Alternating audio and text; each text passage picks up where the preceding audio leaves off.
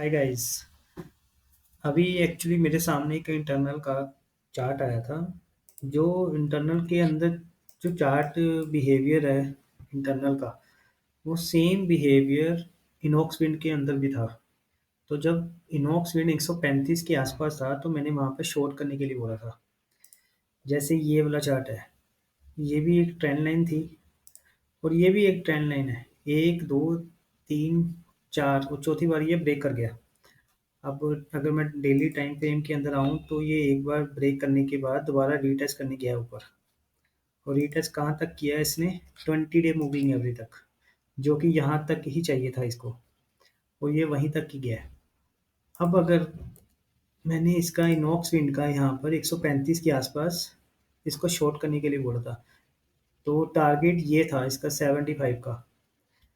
तो अगर यहाँ से 45% तक, तो उस टाइम मुझे था, मेरे फ्रेंड्स मुझे ये बोल रहे थे कि ये कभी हो ही नहीं सकता, इतना नीचे तो आ ही नहीं सकता इनोसेंट। तो अब देखो, अगर मैं यहाँ पर देखूँ, ये ऑलमोस्ट यहाँ तक आ चुका है। 75 का टारगेट था, ये 78 तक तो आ ही गया है। टारगेट तो हिट हो ही गया है। तो सेम इंटरनल के अंदर भी यही चल रहा है। इंटरनल का भी सेम बिहेवियर है। और वैसे भी अगर मैं ये कहूँ कि इसने यहाँ पर जाके एक बार ब्रेकआउट जब दिया था, तो दोबारा ये वापस रीटेस्ट करने भी नहीं आया। तो हो सकता है कि ये चार्ट पैटर्न जो बता रहा है और जो टारगेट आ रहा है वो सेम ही है। मतलब कि इनॉक्सिन जैसा इसका भी 47 का टारगेट है, 47% डाउन साइड का। तो मुझे लगता है कि एक बार के लिए हमें लॉन्ग से एग्जिट हो जाना चाहिए। अगर आपके पास है, मेरे पास तो नहीं है। अगर आपके पास है तो एक बार के लिए लॉन्ग से एग्जिट हो जाओ।